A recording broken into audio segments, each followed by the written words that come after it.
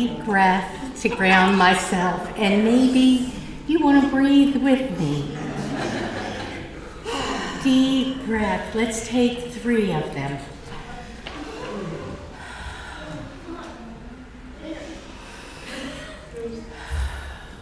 Thank you. Thank you. It's so beautiful to see these wonderful faces here. Welcome to the Unitarian Church of Pensacola. I'm very excited about our service today. We've got a lot of announcements. First off, we want to remind you, if you have digital devices or whatever, to turn them off.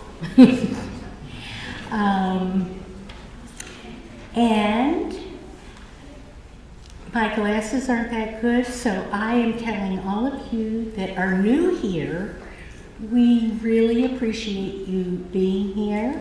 We want to meet you and greet you, and after the service, we'll have a little time with coffee in the conference room, which is right over here.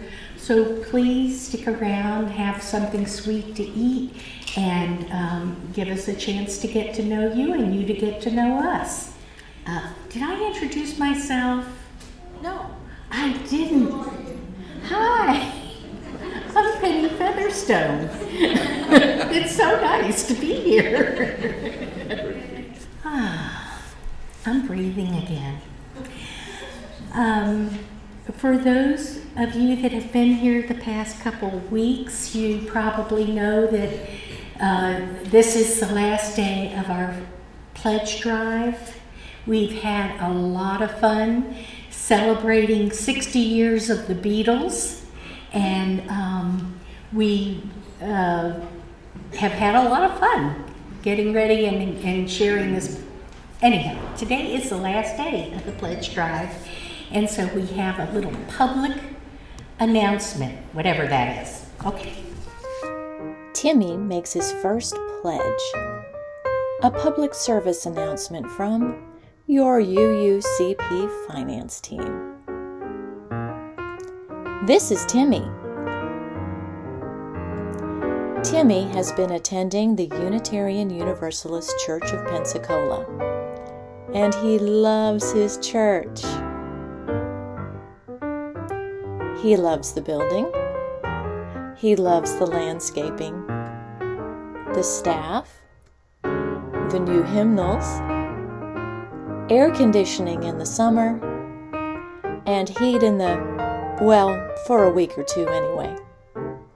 He likes the technology the church uses for services and administration, and of course, the great music. And it occurred to him that it all costs money. So Timmy puts a few bucks in the offering plate every Sunday to help out. But he wonders. The church makes a budget at the beginning of every fiscal year to pay for all this great stuff. But how do they know how much money they have to spend when the year hasn't even started yet? Do they have psychic powers to know how much money Timmy is going to put in the basket? No. The answer, of course, is pledging. But what's a pledge? Congregants at UUCP make a pledge, a financial commitment to their church, during the spring pledge drive. And when the drive is over, the church knows how much money to expect in the coming year. Timmy isn't sure how he feels about that scary word, commitment. Is he expected to pledge a lot? He can't afford a lot. And what if his financial circumstances change from year to year? Not to worry, Timmy. Part of pledging is figuring out the amount that is right for you and your household budget. In years that you're doing better, you can pledge more. And if things take a bad turn one year, you can adjust your pledge so that it's still right for you. You can also decide how often to pay your pledge: weekly, monthly, quarterly, or even once a year. Timmy's Nana uses the annual required minimum distribution from her retirement account to pay her pledge in December, which gives her tax benefits. So Timmy has decided that pledging is something he wants to do. But what is the best way to pay his pledge? Can he still use cash? Of course, Timmy, if that's the best way for you. Just be sure to use your envelope with your name on it so the church can credit your pledge payment. Or you can go to your bank's online bill pay and set up a regular payment from your bank to the church. It's free for you and the church, and you can set it and forget it. Or, if you prefer to use a credit card, you can use the church's electronic giving program. Oh, that sounds good. But how will Timmy know when the pledge drive begins? Oh, Timmy, you'll know. We're going to send you information through email, through the website and other publications, from the pulpit, and any other way we can think of. Timmy is excited. The church is going to be able to use his pledged contributions to craft the budget for the coming year. He'll be a part of everything that happens in the church. Yay, Timmy!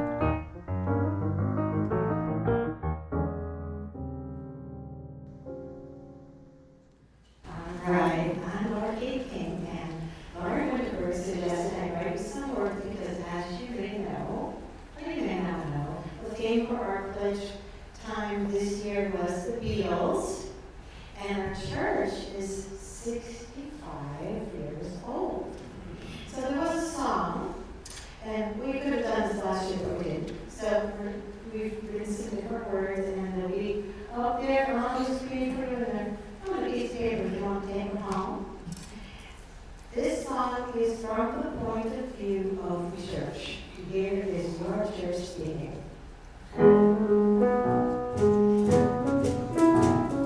Sing along, everyone. Will your church be here? Will it survive many years from now? Will you still join me like the Valentine? Pop, feel our hearts divine. If you can find me, pay all the bills.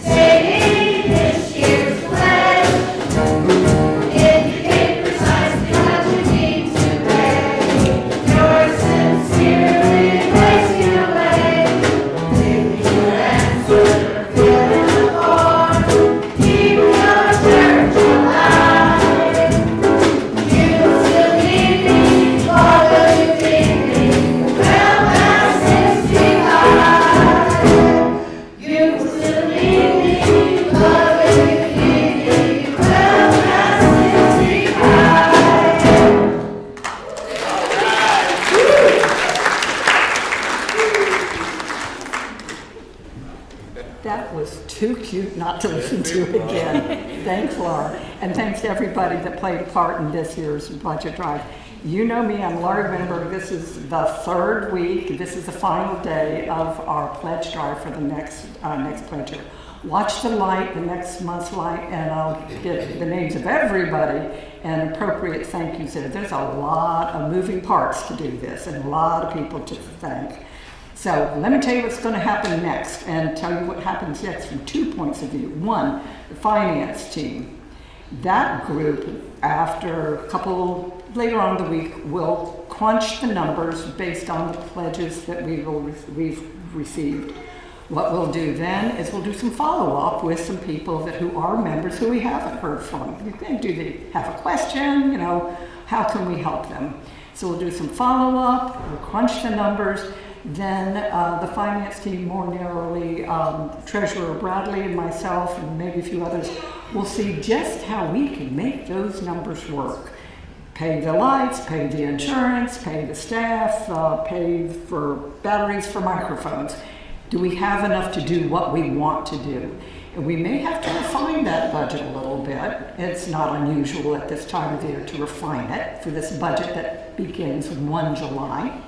So what happens after that is then the board will review it. They'll review things, ask questions, they'll endorse it, ask more questions if they need. And at a point, usually in the spring, that budget will be available and presented to the congregation to look over and see and ask questions and be a part of it. And then in May, the congregation has a once-a-year annual meeting where we vote on big things, leadership roles and such. And the other big thing from my point of view is the next year budget. So the congregation will vote on the budget at the annual meeting. But from the second point of view is you. So what do you do about having made a pledge? Well, right now we're at the last 4 months of the 23-24 year. Many of you have already pledged and you're paying your pledges on time. Yay, we love you. But if you're unsure whether you're paying or up to date in your current year pledge, you can always go on your Simple Church account and you can check your progress there. Or you can ask, you could ask me, you could ask Bradley, we could tell you, are you up to date with your pledge? So we're still in 23-24. 24-25 begins 1 July. So get your ducks in a row if you need to do that, make your plans. If you can do like Nana, talk to your financial people about making lump sum thing that reduces your taxes if you're that old. Some of us are. For those who don't, many of the ideas that Timmy gave, a lot of you are doing that already, and we appreciate it greatly. So my final words are just like the song that we've watched the AI video, the Beatles song Now and Then, which is a theme for this budget drive. The first line of John Lennon's song is, I know it's true, it's all because of you, and thank you.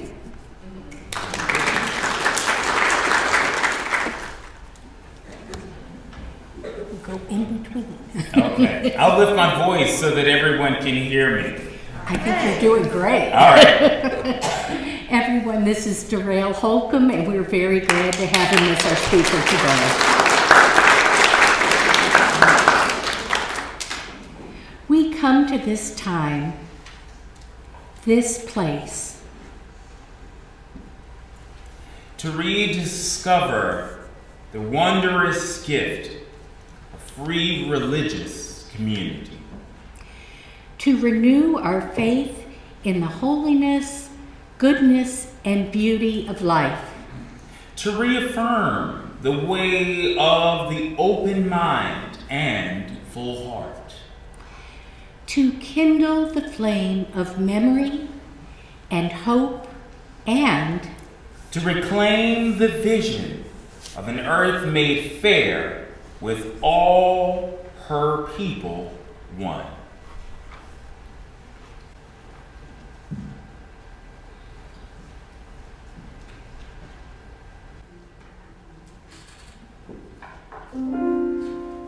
Please rise in body and spirit as we sing hymn number 116 found in your hymnal.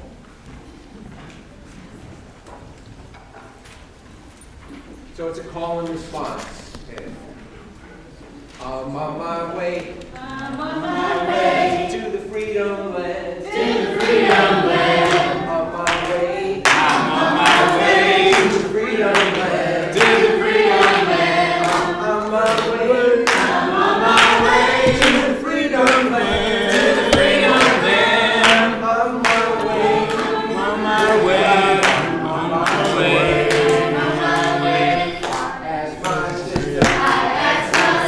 Come go with me. Come go with me. I ask my sister. I ask my sister. Come go with me. Come go with me. I ask my sister. I ask my sister. Come go with me. Come go with me. Come on my way. I'm on my way. I ask my brother. I ask my brother. Come go with me. Come go with me.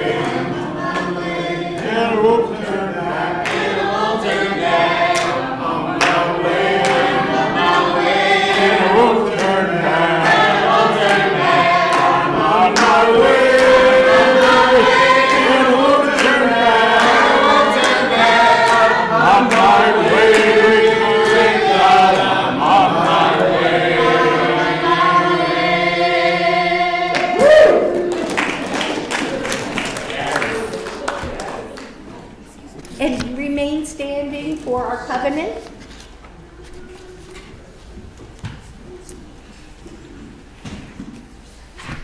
Love is the spirit of this church, and service its law.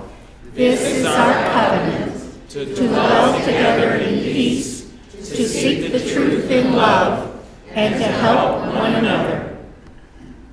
And now I would like to do a little short introduction for Derail, who I just met this morning, but I read lots of stuff.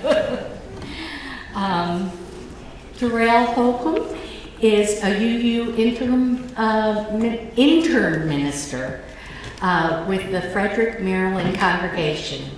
And he will be completing his internship this spring and will be seeking further employment as a minister.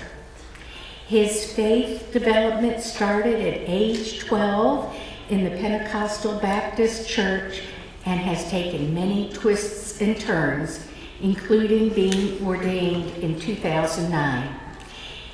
His theology has been formed, this is a quote, formed, transformed, and reshaped. As he made his way through several life struggles and completion of his Master's of Divinity in May of 2019, which led him to his current internship. We are fortunate to have him in the pulpit today and next Sunday. And after a break after coffee today, we can join him for a second hour in the library and ask questions, comment, get to know him better. Next week, he will be available for the second hour after the service to talk with the children and teens. So we are very fortunate today to have Derail with us, and he will come up. If the kids would come up, he's going to do a story for all ages. If you're comfortable, come on up and remember there are people of all ages, some are kids too. All right. So how we doing story for all ages? Are we getting on the floor? You can use the chalice mic. I use the chalice mic. The one over there. The one right here. Okay. Come on, kiddos, y'all. Come on. Come on. Okay. Come on, we're gonna sit right now. I'm southern a little bit. Come on, man. Sit down. Sit. All right.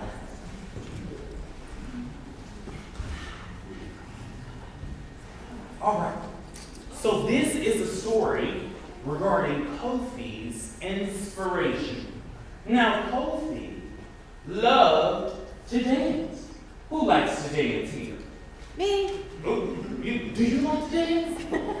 You like to dance? I said you're almost fall. Okay, that's fine. You like to dance? Okay. Cool. So what happens when you dance? What does it do for you?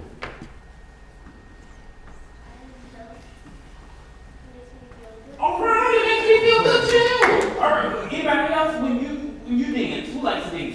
When you don't like to dance because you want to talk. Okay, cool. You like to dance? Okay, when you dance, what does it make you do? How does it make you feel? It makes me feel good. Okay, perfect. Well, that's Kofi's story.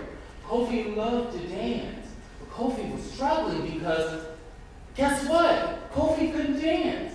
And so Kofi decided to go down this long road, narrow road. And she was lonely and she was looking for someone and came up on someone. And when she came up on the guy, he said, "Hey! I want to dance too, but I can't." She said, "Why?" He said, "Because my legs aren't strong enough." If you've seen Wizard of Oz, I'm talking. My legs aren't strong enough to dance. She said, "Well, come, let's dance together." But they couldn't dance together. They needed 4 people to dance. So she said, "Come on this road, and we'll keep coming, and we'll find some more people." And they came up, and this Asian guy. He said, "Hello, I can't dance." They said, "Why?" He said, "Because I'm scared. I don't have courage. I don't have a heart to dance." But they wanted to dance together. Remember the guy with no legs, and remember the other girl. They wanted to dance, but they needed how many people they needed? They needed another person to dance. So they come along this road, and they said, "We'll find another individual." So they came along this road, and they found a Hispanic man. And he said, "I would love to dance too, but I'm scared. I'm scared because of fear." But now they have 4 people. And so together they began to dance. And they began to dance and think about the beauty and the love that comes from it. The sun came out, and all of a sudden, candy started falling from the sky. Can you believe it? Am I making up this story? I hate to lie in church. It sounds like I'm making it up, but here's the thing. I am making up this story, but the gist of this story is that it's important for us to dance, no matter who's around us, no matter who's there, because people are different, right? And people offer differences. But even though they're different, what can we all do no matter what those differences are? Dance. Grab candy. I'm with it. Everybody, can you help sing our children out? Thank you so much.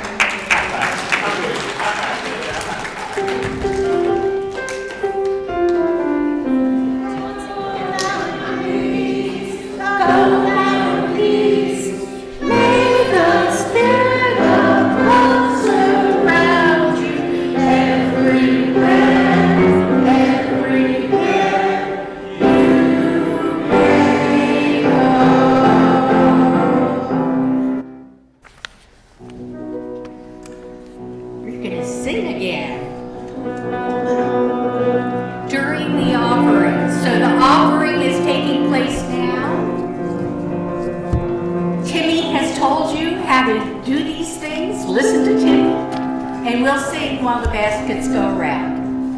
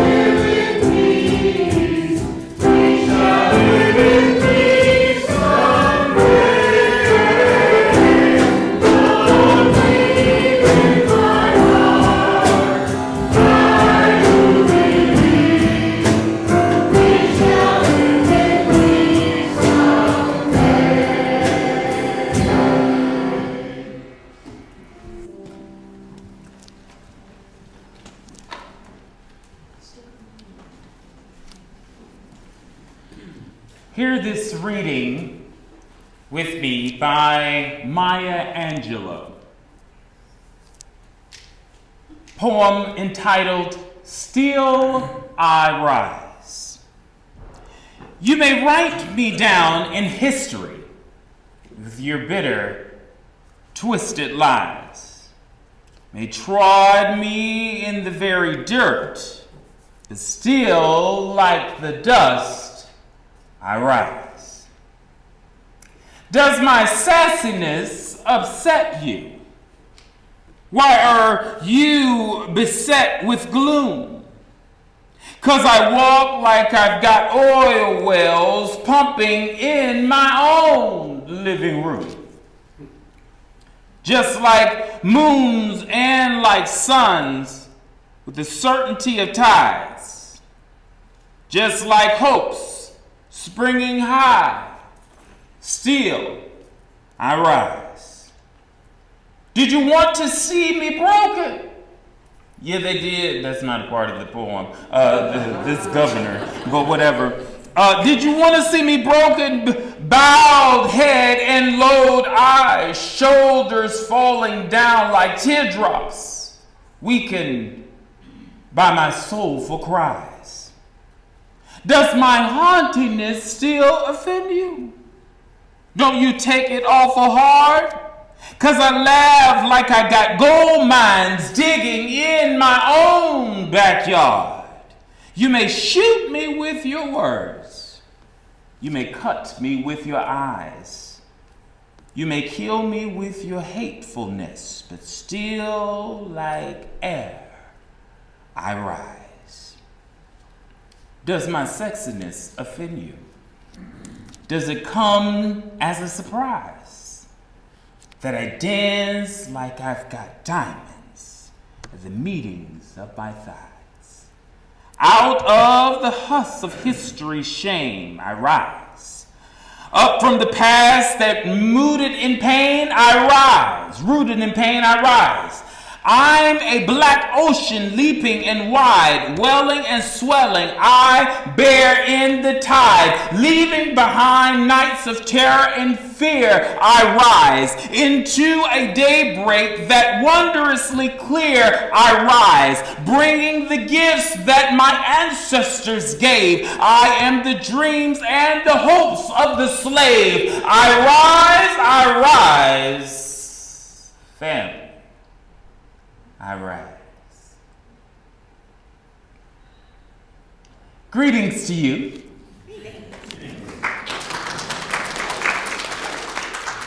Oh, am I messed up? No, not your fault. Okay, there we go. All right. My name is Derail, Reverend D. I bring you greetings from Frederick, a Unitary Universalist congregation of Frederick, where I am the intern minister there. I do conclude my internship, thank God, as it relates to that. But in May and this year, I am a candidate in our faith.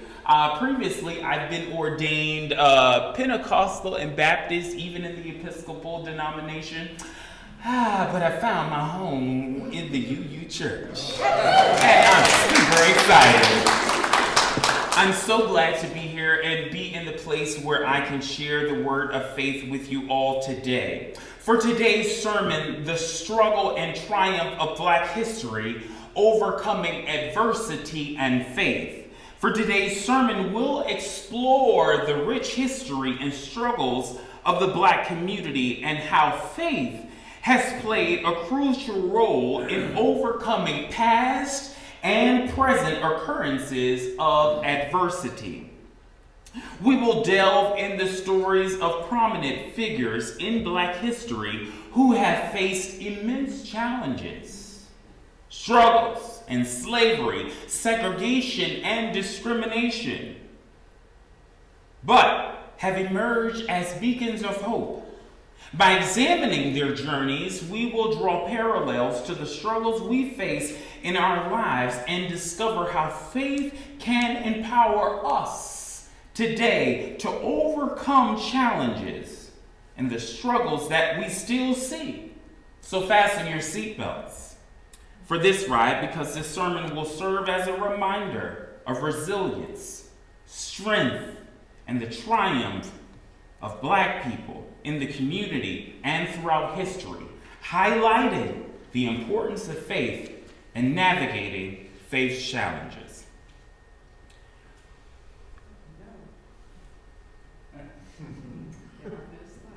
There are no slides. I'm sorry, I didn't know about slides. It's in my email. All right, y'all. Ain't no slides. Y'all ready to look at me? Let's go for it. African Americans in the community have triumphed over countless hurdles and endured oppression, often in the face of indifference.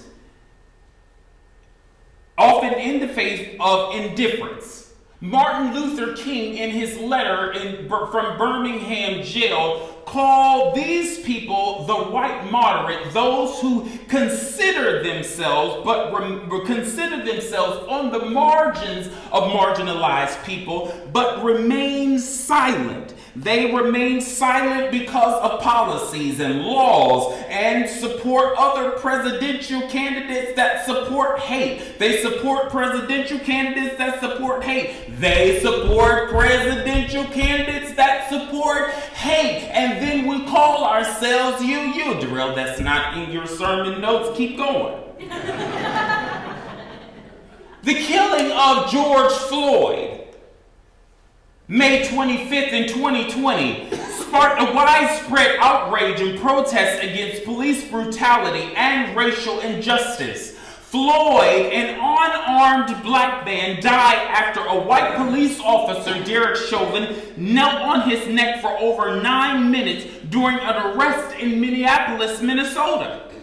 The incident, captured on video by a bystander, showed Floyd pleading for his life, stating, "I can't breathe." And I wonder, had it not been captured on film and on video, what we would have said about it today.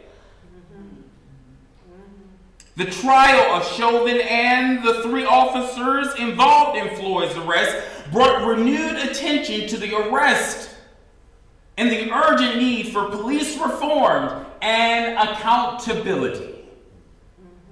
The shooting of Breonna Taylor. The shooting of Breonna Taylor on March 13th in 2020 brought attention to the issue of police violence and a lack of accountability in the United States. Breonna Taylor, 26-year-old Black woman, was shot and killed by police officers during a botched raid in an apartment. A no-knock warrant. A no-knock warrant entered Taylor's home without announcing themselves as officers, and Taylor's boyfriend shot and rang bullets off, and as he thought it was intruders coming into the apartment. And so the police officers let off rounds, killing Breonna Taylor. Taylor's case became a symbol of need for police reform and protection of Black lives. The Central Park Five. The Central Park Five refers to a group of 5 Black Hispanic teenage boys who were wrongfully convicted of the rape and assault of a white female jogger in Central Park. In New York City in 1989, the case garnered significant media attention and fueled racial tensions in the city. The teenagers, 14 and 16 at the time, y'all, they doing this to children. To children. After hours of interrogation, they coerced them into saying, "This is what happened." However, in 2002, their convictions were overturned when a serial rapist confessed to the crime and DNA evidence confirmed his guilt. The case highlighted the flaws in our criminal justice system and the impact of racial bias and wrong convictions. Social justice, the midst of civil war's intensity, African Americans recognize the significance of unity and mobilization. Dr. King, understanding the imperative nurturing need of combating social injustice and advocating for peaceful resistance, he advocated and said that the church, this place was our central need. This is where we needed to hear the sound of freedom. This is where we needed to hear the bells of liberation. This is where we needed to hear the voices that life would guide our struggle toward freedom. Because freedom was surely coming, and we can together dance in life's matter. Black Lives Matter. Like the Civil Rights Movement, Black Lives Matter movement is a global movement that advocates for the rights and the equality of black individuals. Black Lives Matter was founded in 2013 in response to the acquittal of Trayvon Martin's killer and gained significant momentum following the deaths of other unarmed black individuals at the hands of police. Trayvon Martin attended my high school. Me and Trayvon had the same teachers. I am in a pulpit sharing the word of faith and love and equality. And he's no longer here. I'm no different. It hurts me, it pains me, but this is where we still are. LGBTQ rights, still in the intensity in the fight for marriage equality and queer freedoms. Marsha P. Jackson fights for it. James Bowen fights for it. Over the years, there's been great significant progress, but we still have to fight that are still against us. And there is still a war happening in racism. And while I'm at it, let me say, the sin of racism needs to be eradicated, but it cannot be eradicated by black people. It needs to be eradicated by white folks, all right? And y'all pretend it's church. Say amen. Immigration reform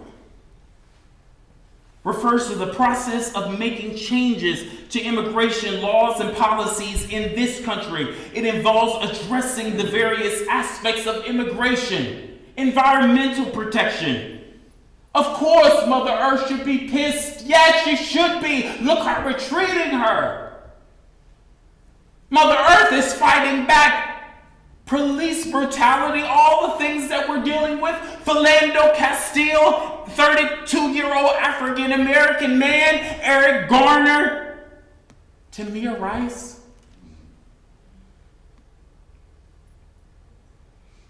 What can we do? What can we do about all of these things? What can we do and to make effective change in our world? Well, good, I'm glad you asked. Education. Promote anti-racism education in schools. I don't care what this governor says. Raise awareness about discrimination. Encourage dialogue. Open discussions. I know it's hard. It's hard having these kind of conversations about policies and equality and how we can face justice and how we can live in a world of peace and harmony. It's different when you have these conversations with those that you love and they support other presidential candidates that you don't necessarily support. I get it. It's difficult. I'm gonna go off script for a second. I'm from Florida. There's a large part of my family who is extremely conservative. I'm not Baptist or Pentecostal because I'm gay. I have been told I can't preach at funerals. I have been not accepted by family members. Can everybody hear me okay? Yeah. I have been not accepted by family members. I have been told I can't preach at funerals. I have not been accepted by many people, by others, but let me tell you that you are beautiful no matter what. You are amazing, you are gifted, you are talented, you are special. I don't care what they say. I don't care what Twitter suggests. I don't care what happens on social media. You are amazing. And parents, you are doing a good job. Don't let anyone tell you otherwise. How can we help? Watch documentaries. Documentaries and films are tools for learning about racial issues. Films like Do the Right Thing by Spike Lee, Fruitville Station that gives narratives for what has happened in our ugly history, I'm Not Your Negro, and the Black Power mixtape. Listen to podcasts, I do that. Listen to podcasts. Listen to podcasts, I love this one. It's called Seeing White. Seeing White, it's amazing. Y'all check it out. It's amazing. Policy legislation. Media representation. Go on Facebook. And if you can't do anything else, if you feel like you're stuck, if you feel like you haven't learned anything, grab someone and dance. Grab someone, no matter if they're Asian, no matter if they're different, we can all dance. I love you. It's like, did you make this story up? I was like, yeah, I did. But the amazing part about it was we can all dance. And I think that's what's missing in the world. We're living in a world where people are making policies and making policies for organs that they don't have. I'll say that. Ooh, I'm gonna get in trouble. Dance. That's how you make the difference. That's how you can be on the side of the oppressed. That's how you can stand in love. That's how you can learn and unlearn. Dance. And be with our kids. Be with our youth, because that's what matters.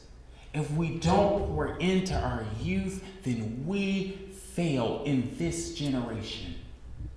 Let's reach back to them and let's show them how to dance. Please rise in body and spirit, and let's sing together hymn number 1007, and that's going to be There's a River Flowing in My Soul.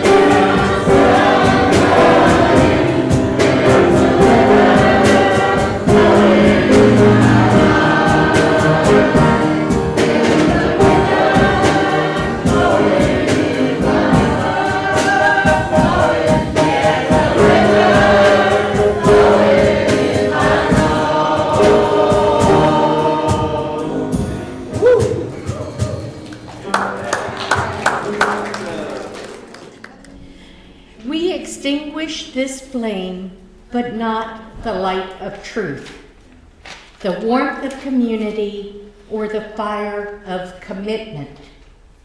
These we carry in our hearts until we are together again. Go in peace.